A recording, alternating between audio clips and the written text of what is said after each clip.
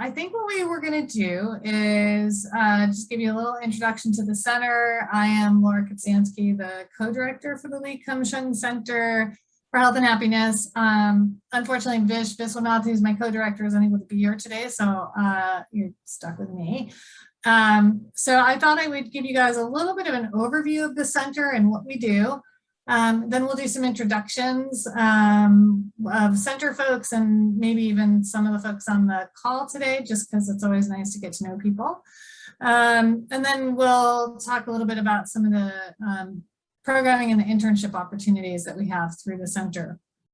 So just to give people a little bit of a sense of what the center does, I mean, of course, we have the website and we encourage you to explore that and take a look and see what we have on there. We launched officially 5 years ago, so we are no longer a baby center. We're kind of an adolescent center, I guess you would say. I'm rapidly speeding through on dog years, I guess, rather than human years. So our goal is to advance scientific understanding on the relationships between positive psychological and social well-being, positive social environments, and physical health. So a little different from many centers of happiness. Really our focus is on the linkages between positive mental health and physical health. So that's a bit of a difference from some of the other centers that are out there. People often call us the Center for Happiness, but really we are the Center for Health and Happiness. And we're really interested in these interconnections between mental health and physical health. One of the goals for the center has actually been to create a shift in public health and medicine, which has largely been focused for all kinds of good reason on deficits and problems, right? So usually if you think about what do you study in public health and medicine, people study disease, right? They study problems, they study disorders, they study risk factors. This is all really important. We're not saying it's not. But one of the arguments we've been making as a center is to say that actually we spend a lot of time focusing on what does it look like when things go wrong and how can we prevent things from going wrong. But we hardly ever look at what happens when things are going right. And without looking at that, it's going to be hard to be able to speak to what are the factors that we actually need to have in place to make it more likely that people will be healthy and will be able to stay healthy. We almost don't even know how to define what is healthy. Often when we talk about what's healthy, we talk about absence of disease rather than the presence of positive functioning. So one of the major goals of the center is to try to shift some of the focus from talking about deficits and problems to thinking about assets and strengths and resources that we could provide to increase population well-being and get people not to just a point where we could say they're not sick, but where we could say they're actually functioning well. So that's a sort of major area of center interest, and a lot of our research and training and seminars and programming is focused on trying to make all of that shift happen. So we are interested in sharing the findings with other scholars for sure, because the research in this area is actually fairly limited still. So one of our big goals is to train new scholars, the next generation of people who are going to be able to do research in this area, who will have appropriate skills and expertise and training. We're also really interested in creating work that policymakers could use for translation, that individuals can use to help with their own lives, that other scholars can use for building interventions, for implementing some of the findings that we have. And so we think of ourselves as doing work both in producing knowledge, producing new knowledge, in creating human capacity, so training scholars to do research in this area, but also training practitioners who will be able to understand the research and apply it into their own work, policymakers and clinicians. So really have a goal of communicating this work and translating it to make it broadly useful and available. Okay, so let's see, what else do we say about ourselves? The other thing is, I should say, when we're thinking about these relationships between health and happiness, we also have a pretty substantial focus on equity and trying to understand, are these assets and resources distributed throughout the population in ways that mean that, you know, most groups of diverse populations have equal or similar equitable opportunities to attain health, or are they somehow distributed unequally in ways that contribute to health disparities? And again, trying to keep a equity lens on the work that we do. So who are the folks who are perhaps under-resourced? Maybe we need to direct more resources in those populations, and think about why it is that they may not have those same resources that enable other people to attain and maintain good health. So that's another focus for the center. So as part of the work, and we'll talk more about this coming up shortly, we do a lot of convening. So we convene scholars and experts to come together to think about topics that we think need more attention and more focus. We have a seminar series that we run. We have a student group that we support. We have pilot funds that we give out for folks who want to start to do research in this area and begin to collect data and try to see what the findings really are. We have a dissertation award that we provide. So we do a lot of programming that is geared toward both producing knowledge, training new scholars and practitioners, and as well as working on how do we best disseminate the findings, communicate what we know, and translate it for folks. It's very multidisciplinary. So the co-directors both sit in the Department of Social and Behavioral Sciences, but we have scientist affiliates from all across the university who are in medicine and psychiatry and at the Kennedy School and the Faculty of Arts and Sciences. I think we have folks from just about all the schools at Harvard with a couple of exceptions.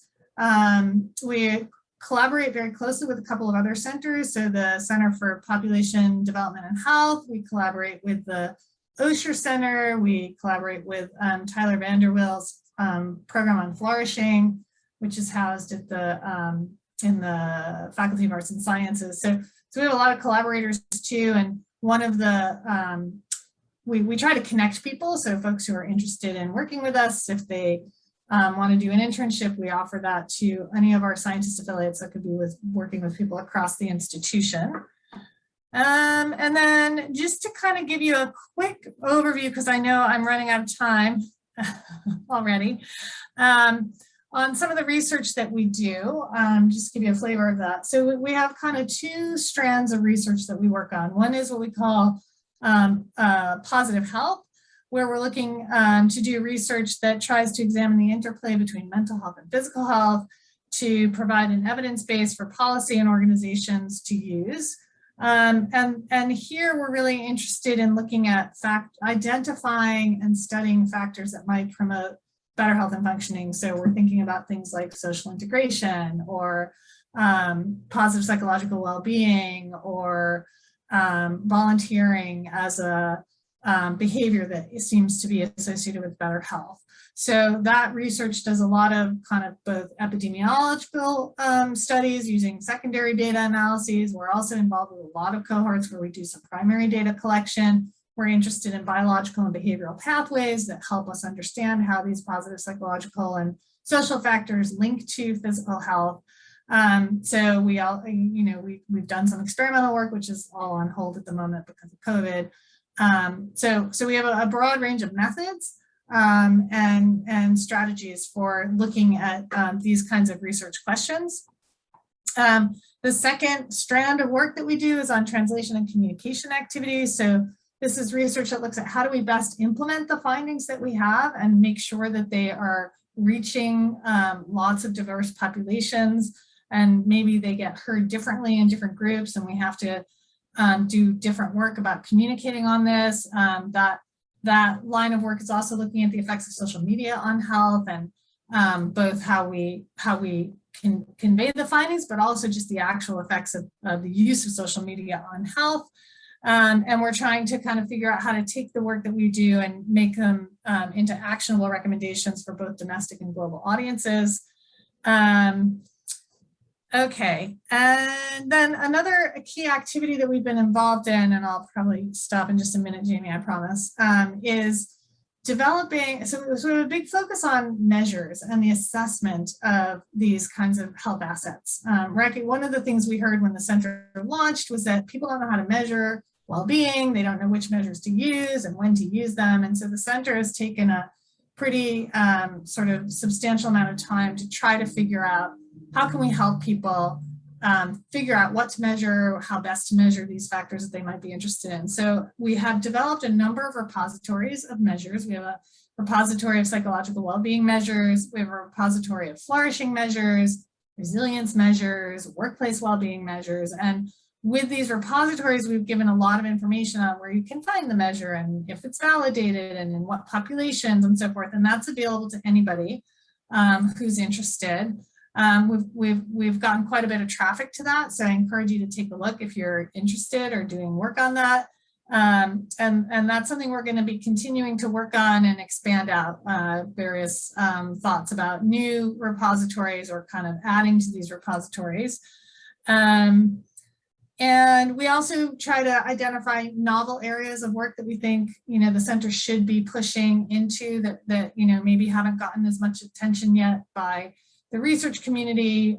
So we've been talking to folks about research looking at the role of music and art in health and whether those could be leveraged for improving population health. So that's a active area of investigation, a lot of interest in resilience and how do we promote resilience and what does it mean to be a resilient individual or a resilient organization, looking at pro-social factors and trying to understand if things like compassion and volunteering might be beneficial for health, not only of the individuals, but also population. So we have a lot of ongoing research that we, talk about in our newsletter and on our tweets and on our website and all various ways. So I hope that you'll all kind of explore all of the activities that we have going and get to know us a little bit. And if you're interested in getting involved in research, you should definitely come and speak to us. Or if you're interested in other activities of the center, we're really happy to meet you and talk to you over the course of your time here at the school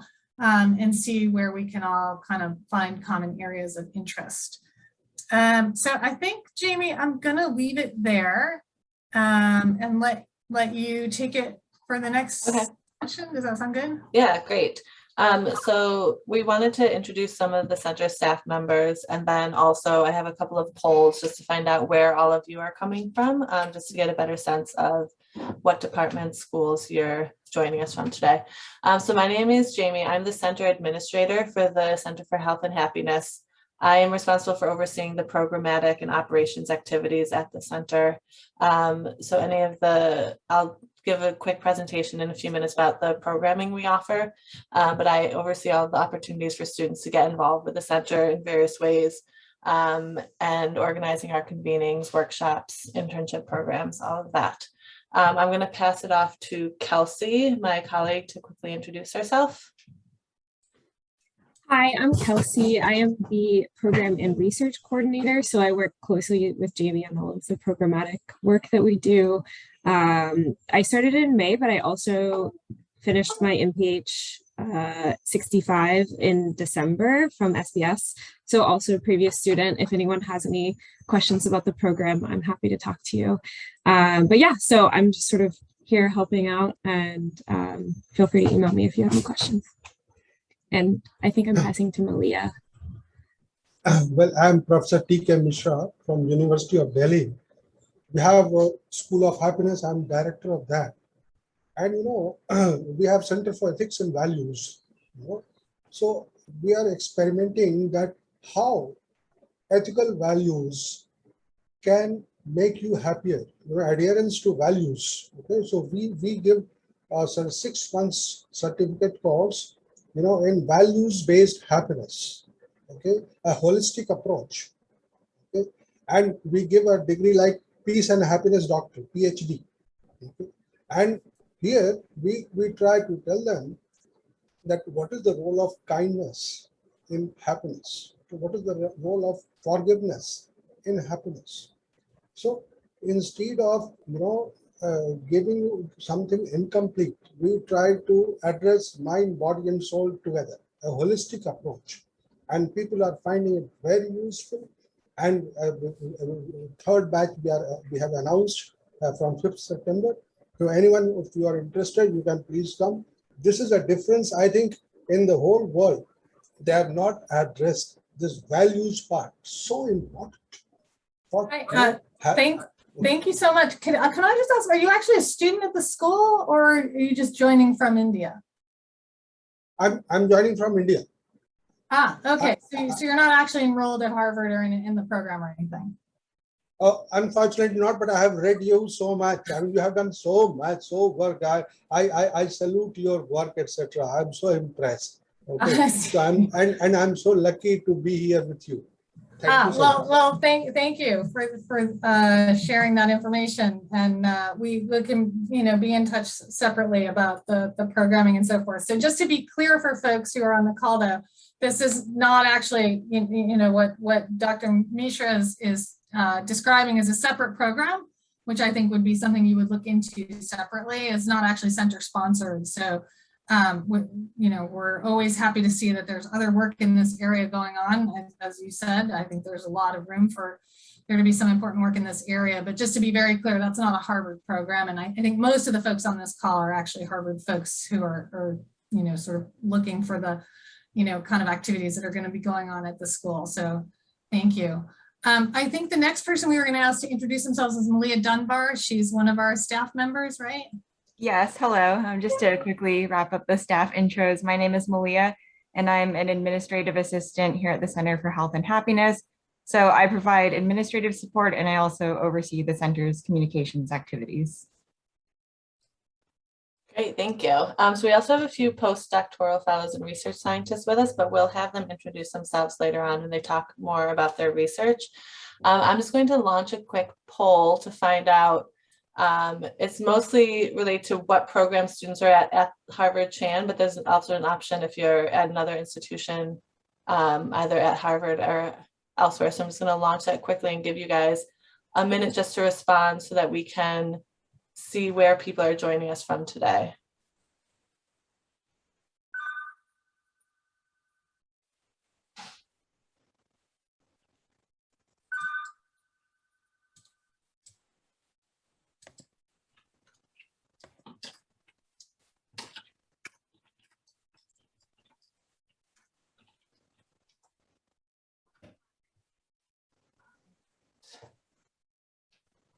I think everyone's responded.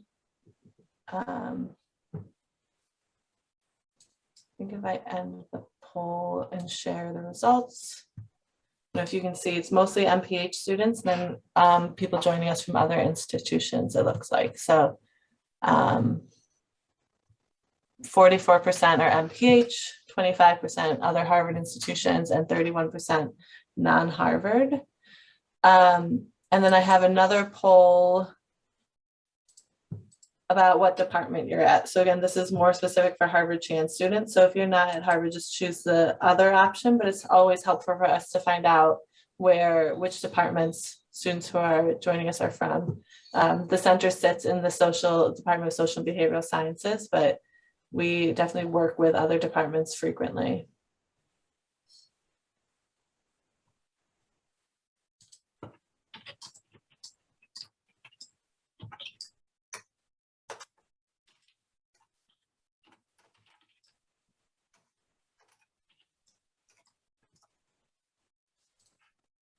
Okay. Looks like we've had just about everyone. So we have 13% from health policy and management, 40% from SBS, and then about half from others, so from outside of this, from Harvard. Okay, thank you. It's very helpful to know where everyone's coming from. So I'm going to do a quick presentation now on the center's programming. We'll have a chance at the end for Q&A, but if you have any sort of clarifying questions as we're going through, please feel free to jump in. After we talk about the programming, I'll then hand over to our postdocs and research scientists to talk more specifically about the research they're doing and about internship opportunities that are available at the school this fall, at the center this fall, and then we'll open up for Q&A. Okay. So let me just start the presentation. I'll share my screen.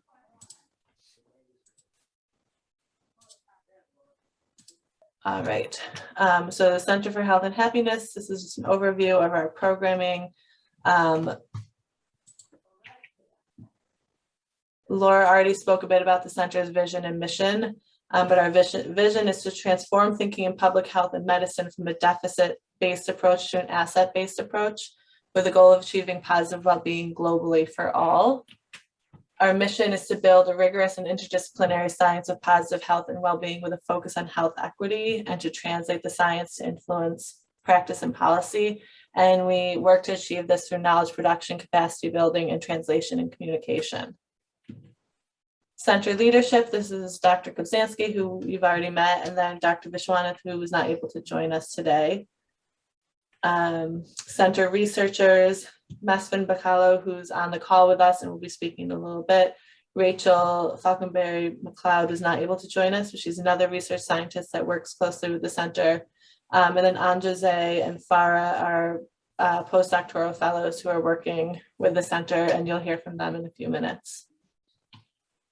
Center staff, you've already met Malia, Kelsey, and myself. So programming, this is one of our programs that we offer every year, a seminar series where we have a monthly seminar. It's, I think, the last Wednesday of the month, the fourth Wednesday of the month. So we have Dr. Lisa Berkman joining us on September 22nd. This year, the theme is on recovery and resilience, looking particularly at recovery as we hopefully move out of the pandemic, and what we've learned about resilience and how we can apply what we've learned about well-being and resilience going forward. So Dr. Berkman's going to be speaking about worker well-being.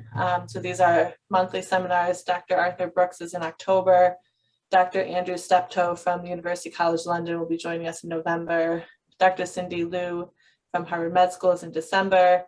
Then our co-director Vish Viswanath will be presenting in January, and Dr. Kristen Nishimi, who was a doctoral student at Harvard Chan and now at UCSF, will be joining us in February. And just to say, for now, those will be virtual. We're hoping they'll be in person very soon, but they're always available online. So even if they are in person, we stream them and record them. We also have a positive health interest group for students at Harvard. It's for students and early career researchers, so postdocs, research scientists are also welcome to join us. It's a monthly meeting to learn more about research in this field and to connect with peers and network a bit. Our first meeting will be in October, and then we'll have it monthly, the first Tuesday of every month. It'll be following more of a journal club format this year, where we'll come together to discuss a journal article that's relevant in the field, and we'll hopefully be having faculty and researchers join us as well to talk about their research. There are opportunities to RSVP for this and for the seminar series on the website if you're interested. We have a summer internship program that runs June through August. It's 20 hours per week for 10 weeks, and this is open to any students at an American university, undergraduate through graduate. So this just wrapped up, but we'll be opening applications again in, I think in February, we'll open them. And you can be placed with a center scholar or affiliate to work as a research assistant for the summer, and that's a paid opportunity. We also have a work-study internship, which our postdocs and research scientists will talk about a bit more. This is open only to Harvard students who are work-study eligible this year, and it's for a fall position with the possibility of extending into the spring. And you'll be working with center scholars doing research related to the center's mission. And we'll speak about this a bit more, but applications are due next week. So we encourage anyone who's interested to apply and to reach out with any questions. The dissertation research awards are available to full-time doctoral students at any of the Harvard schools. They must be working on their dissertation, and it must be related to the center's mission. They're awarded up to $2,500, and applications are due in January. And again, you can find out more about that on the website.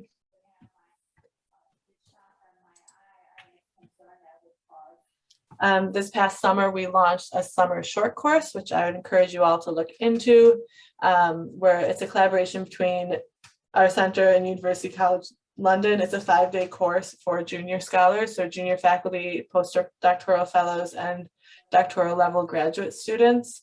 It provides a systematic and rigorous overview of the relationship between positive mental well-being and physical health. The dates for the summer are July 11th through 15th. We are hoping that it will be in person at the University College London. We have every intention that that will be the case, but we'll have to see how things go over the next year. And we'll have more information about this on the website soon as we're starting to plan for next summer. But applications will be due in April. And scholarships are available for graduate students and people joining us from lower socioeconomic countries as well. These are resources that are available on the website. Laura already spoke about them briefly in her introduction. So different repositories of information that are available to researchers and those who are interested. Sanchar looks specifically at combating misinformation related to COVID. We also have a repository of resilience that includes resilience measurements, and then also new publications related to resilience. And then if you're interested in connecting with us, I encourage you to follow us on Twitter, Facebook, or sign up for our newsletter. I think, Malia, if you can just share the newsletter link in the chat, that would be great. So that is the overview of programming. I see there's a lot of chats. I think everything's been addressed. Are there any sort of immediate questions, or should I can pass it off to our research scientists and postdocs to talk more about their research and opportunities for internships? Okay, Mesfin, why don't we start with you? If you want to introduce yourself and talk about the research you're doing with the center. Okay, thank you, Jamie. Hello, everyone. My name is Mesfin Bakalu, and I'm a research scientist here at the center. I'm from a social science background, and my research more broadly is health communication. It focuses on health communication, and it comes under the translation and communication pillars that Dr. Kozanski has just mentioned.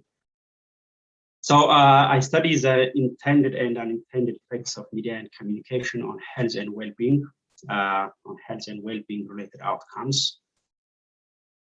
So that being my overall area, my current or ongoing research focus on looking at the effects of social media use on health and well-being, related outcomes. So that includes a number of things. One is conceptualizing, defining, and measuring users' social media use experiences, and examining the association of different experiences, different users' social media use experiences with health and well-being. It includes identifying the different individual, social, and contextual factors that somehow modify or moderate the effects of social media use on health and well-being. It includes studying the mechanisms, the factors that mediate the link between social media use and well-being, health and well-being. So this is, in a nutshell, the research area that I'm working with. I'm working on with the other center co-director, Dr. Vishwana. I don't know. Do you want me to go to the internship opportunities, Jamie, or do I need to come to that later? If you can speak specifically about what an intern. I know you're looking for an intern, so what they would be doing if they worked with you. Yeah, so students who choose to work with us or who want to learn more about the link between social media use and well-being will have the opportunity to work on one or more of our ongoing projects. We have at least two current projects. One is a systematic review of literature. We are conducting a systematic review of literature on social media use and well-being. In this project, we aim to examine how social media use is conceptualized, defined, and measured in existing health and well-being studies. We also aim to examine where the focus of current research is, if it's on disease and mental illness, or if it includes positive mental health and well-being outcomes. Currently we are coding articles. We have already did the search and stuff. Interns will have the opportunity to assist us with coding these articles. The other project we have is we have longitudinal data from a nationally representative sample of adults from here, the United States. This comes from 2 webs of cross-sectional surveys. We just completed our second wave of data collection a week ago. In these surveys, we have assessed, we have measured different social media use and well-being related variables or factors. Interns will have the opportunity to work with us on analyzing this data, doing some focused literature review for some of the manuscripts that we are preparing. And related activities. These are some of the opportunities that Great. we have. Thank you so much, Mesfin. Thank you. And if there's any question, I'll be happy to chime in. Great, thank you. Farah, would you like to introduce yourself and your research? Great, thanks. Hi, everyone. My name is Farah Qureshi. I am a postdoc, as Jamie had mentioned previously, here at the center. I'm not currently looking for a RA, but I'm happy to share a little bit about my research. My work explores the impact of early positive resources on cardiometabolic health over the life course. I'm looking at both biological indicators of cardiometabolic health, but also behavioral factors. And I'm particularly interested in understanding, and Laura alluded to this earlier, the extent to which these positive resources may contribute to racial and ethnic or socioeconomic disparities in cardiometabolic health over the life course. So as I had already said, I currently have an RA who's working with me, but I'm also always happy to talk more about my work if any of this seems interesting to folks, or if they want to learn more or kind of hear about other projects that I have going on.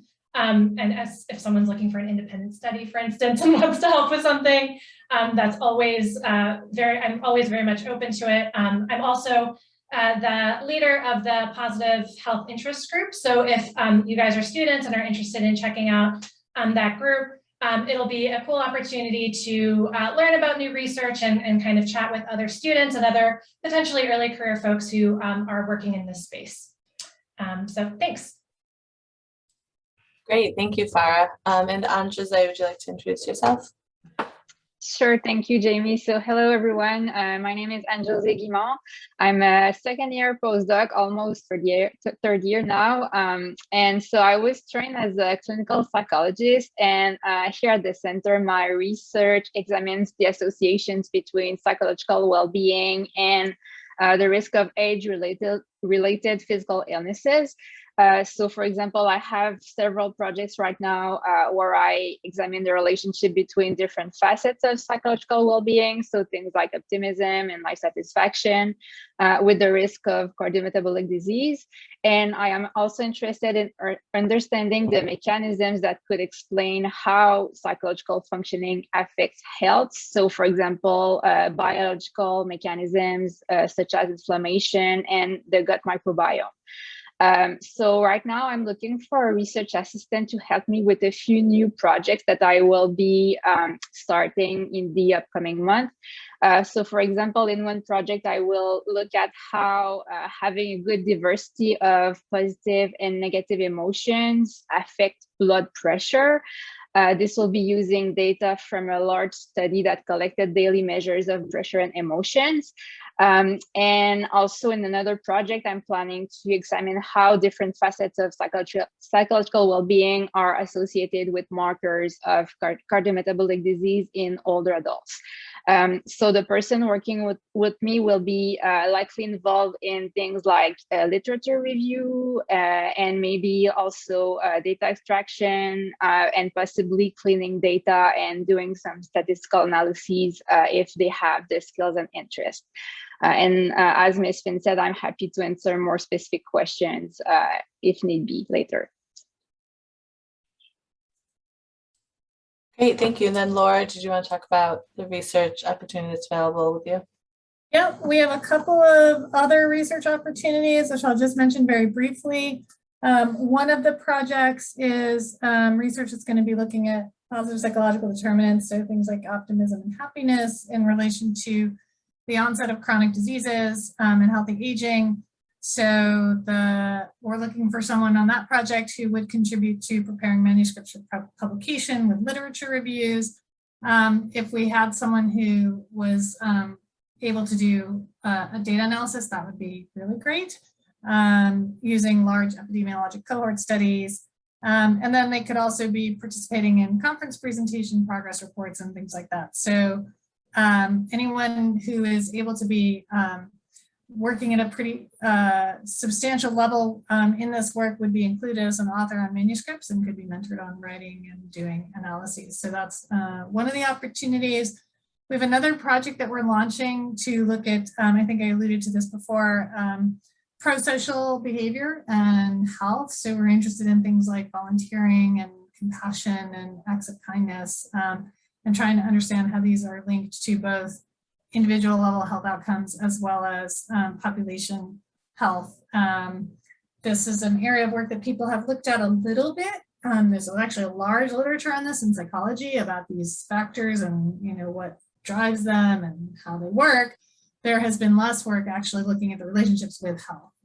So that's where the center is beginning to invest some time and effort. And an intern on that project would be helping with literature reviews and sort of scoping out what we know and what we don't know, and doing synthesis of some of the existing work and helping to identify gaps in the literature and so forth. And that would be working with me. So I think those are the set of opportunities that we know we have for our academic year interns. We'll have a new set of opportunities that will come up in the summer. So if it doesn't work for you to do this during the school year, there are other additional opportunities in the summer as well. Okay, so Jamie, do we want to, anything else? Yeah, so Kelsey is going to talk a little bit more about the internship, and then we can open up for questions about either the internship or anything else related to center programming and opportunities. Thanks, Jamie. Yeah, so I am somewhat in charge of the internship program for the school year. So if you have any questions, please direct them to me. I think Jamie will put my email in the chat right now since I'm talking. The application materials also go to me, so just send that along if you're interested. I just wanted to mention, so it is a work study only internship, but it's a paid opportunity. If you are not work study eligible, you could get course credit. So you would do the independent study type path. So if you are interested in working with us and you're not work study eligible, please reach out to me. I'm happy to talk with you. We really want to have students involved with us. So I'm definitely willing to work with you and try to figure out a plan if you're interested. I also wanted to mention again that we will be having intern meetings, and they'll be sort of combined with the positive student interest group, but we also hopefully will have a social and sort of time to connect and get to know the other interns, even though it's a small group. I think that sometimes is really nice when you're first starting at school. I think I mentioned everything. Yeah, I just wanted to encourage you to reach out to me if you have any questions about the internship program. We're really excited to have you if you are interested. Great, thank you. So now, does anybody have any questions or anything they'd like to? Actually, can I jump in? One thing we forgot to mention is we are going to try to do an in-person social, which will either be, I think, either be next week or the following week. We're still nailing down the date. We're going to try to do it outside so that people can be outside and maybe don't have to wear masks. And we'll have like pizza and, you know, drinks, and I don't know, we're going to try to do something that we can be in person, talk to each other in 3D and have fun. So we will, anyone who RSVP'd will definitely send you a note, but please feel free to let your friends know once the information is out. And we're, you know, would love to meet some people actually in person. So stay tuned on that. And now if people have questions, we're happy to take them. I think you can probably just unmute yourself. We're not so big. If there are any questions that people want to check in on.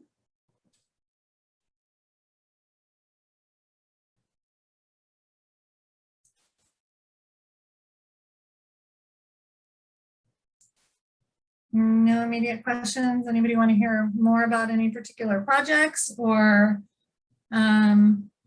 we have a listing of our scientist affiliates who are on our website as well, if you want to see some of the linked work that we're doing. So that's another place to look for what's going on in this area. Any other questions or? Oh. Hannah, go ahead. Oh, sorry, Laura. Go ahead. Hi there. I have a quick question. First, thank you for sharing all this information. It's really interesting to hear about your research. It's really exciting. I was wondering, for students who are new to the program, so I'm just starting the MPH, I was looking at the requirements for the internship, and it asks for a transcript. If we do not have any grades yet in this program, did you want our college or like our undergrad transcript instead? Thank you. Yes, that would be perfectly fine. That would be great. Thank you. They don't have to be the official, sorry. They don't have to be the official transcript. It can be unofficial. Yeah, that's what I was going to say too. Also, I just wanted, I don't know if we ever said, the internship is about 10 hours a week of work. I mean, that will be worked out with whoever you're working with for a more specific schedule, but in case you were curious about the time commitment. And do you want to say something, Kelsey, about the match between interns and faculty or postdocs? Yeah, so I think we're trying really hard to communicate about the different projects that we have ahead of time, so that if you're interested, you can let us know in what project you're interested in. And if you fit sort of what the host is looking for, then we'll set up an interview between the two of you and make sure that it seems like a good fit. So we do have lots of projects. So we want to make sure the host and the intern is happy with the placement without taking up too much time for either party. So that's kind of how that process will work. So I think if you can let me know as much detail in your cover letter about what you're interested in and what your skills are, what you want to learn, which project you thought was interesting, that would be the most helpful way to give you a good match.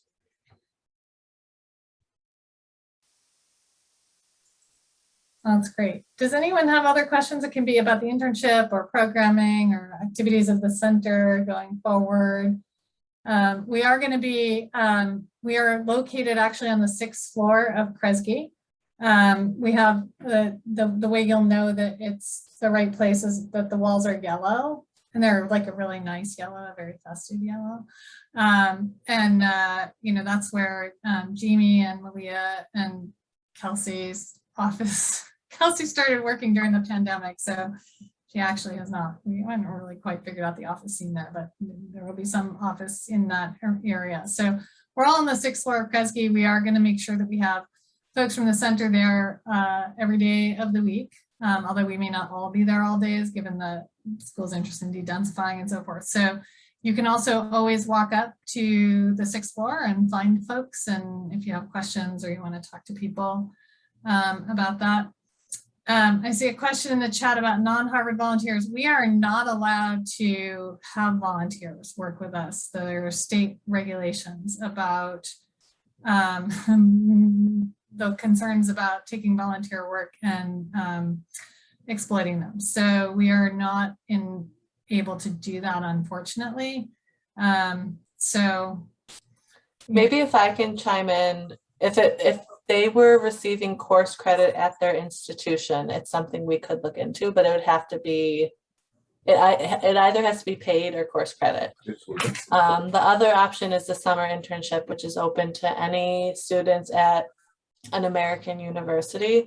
And that is a paid opportunity. And you don't have to be a Harvard student and you don't have to be work study eligible.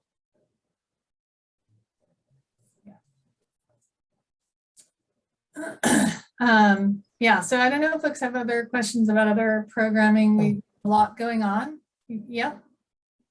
We have learned so much about subjective well-being.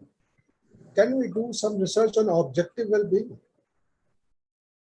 Because normally we define happiness, which differs from person to person, individual to individual.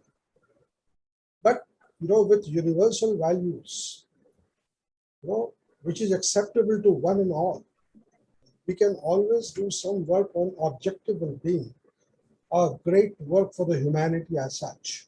That is my point. Well, there is definitely work looking at both objective and subjective well-being. And in fact, if you look at the repository of measures that we have, we do some discussion of the difference between objective and subjective. That is a more nuanced question than we probably have time to address in this particular forum. I would say that there are some differing views on exactly how should we be defining objective well-being. What does it mean? A lot of people define it by aspects of the societies that people are living in, so levels of education and income and a variety of other ways. So that's a slightly different way of looking at well-being and assessing well-being, less about the individual than about countries or units, larger units. So I would say that the center has, we are actually in the process of putting together a repository on measures of population well-being that are different ways of trying to assess how populations are doing rather than focusing solely on individual level reports of well-being. I don't know what the timeline for that repository coming out. I think we just talked about it in a meeting this morning, and we're hoping in another month or two that repository will be available online and will stimulate some conversation on the topic. So, and I should also say that, the center is interested not only in psychological well-being, but in social and structural factors that promote better health, right? So while, a lot of the research so far has focused on psychological factors, there's also a very strong interest in what are structural factors. Are there things like social cohesion or neighborhood factors or other sort of structural factors that might make it more likely that more of the population will achieve higher well-being. So for instance, Farah has a project where she's trying to look at school belongingness for kids as a positive resource that would improve health and well-being. So, we talk a lot about psychological factors because those are sort of the ones that have gotten a lot of attention, but the center definitely has a broader focus on social and structural factors, which I think in this particular moment of concerns about population health and social justice are really critical to be thinking about. So that's another area that the center is definitely really interested in. If people have ideas, by the way, for seminars or topics that you are wondering about that you think we should be covering, I think, do we have on our website, Malia, a suggestion box, or is that just in the resilience area? We do have a suggestion box specific to our work in resilience, but if you have a broader suggestion, feel free to reach out to the center's email and I'll put that in the chat. Yeah, that would be great. We'd love to hear ideas that people have, or if you thought that the center was going to be doing work in a particular area and you're surprised that we're not, let us know, let us hear about it. We're still growing and learning and so forth. So we're really open to new ideas.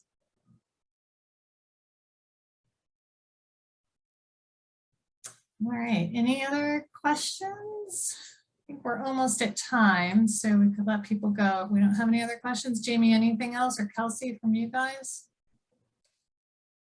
I think that's all. I'll put my email address in the chat as well if anyone's interested in reaching out with any questions. Also, you can visit our website. That's where all of our upcoming events are posted, so you can check that out. We're glad to have had you all join us, excited to start a new school year and excited to hopefully have things in person sooner rather than later. So thank you guys all so much. And this will be shared on the website if anyone wants to look back for information, or this session will be shared or share it with anyone else. Yes, and we hope we'll see all of you at our social, or anyone who's in town. It will be close to campus. We're not Yes. sure exactly. Yeah, it'll be very just close. so you It'll know. either be in the courtyard or in a adjacent area. So it will be very convenient one way or the other. At least convenient for people who are going to the school. We'll stay on for a few more minutes, but feel free to sign off if you don't have any more questions. Okay, We will thanks not be you offended. guys. Thank you.